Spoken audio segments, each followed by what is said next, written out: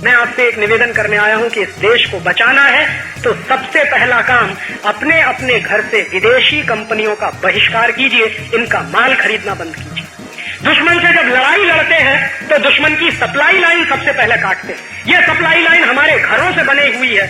हम हमारे घरों में विदेशी कंपनियों का माल खरीदते हैं और पैसा इनको जाता है। वो पैसा देना बंद करिए और इस देश में स्वदेशी लाइए। जो भी इस्तेमाल करो वो चीजें हो सब देशी, जो भी इस्तेमाल करो वो चीजें हो सब देशी। बन जाओ देसी देसी, अपना हो सब सब देसी।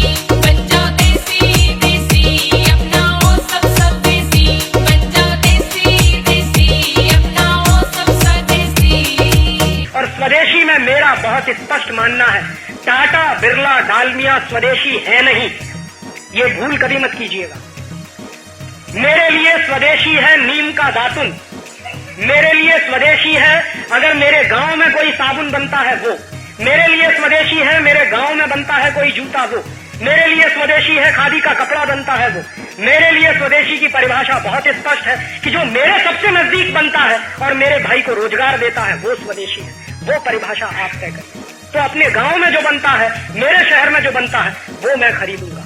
ये बड़े टाटा बिरला डालमिया भी स्वदेशी नहीं है, क्योंकि ये रोज विदेशी कंपनियों के सामने सरेंडर कर रहे हैं, रोज कोलैबोरेशन कर रहे हैं। टाटा ने अपने आप को बेच दिया हिंदुस्तान लीवर को, पार्ले ने अपने आप को बेच दिया कोका कोला, जिलेट को बेच दिया ये आपके भारत मल्होत्रा प्रोडक्ट्स वालों ने अपने आप को। 30 बड़े घराने मल्टीनेशनल के सामने सरेंडर कर चुके।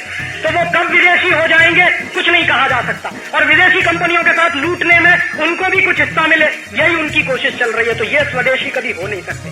स्वदेशी माने सादगी, स्वदेशी माने जो मेरे गांव के नजदीक बनता है, मेरे आदमी को रोजगार देता है। स्वदेशी माने जिसका पैसा देश के बाहर नहीं जाता।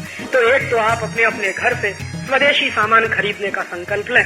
आज संकल्प करना है हम सब देसी।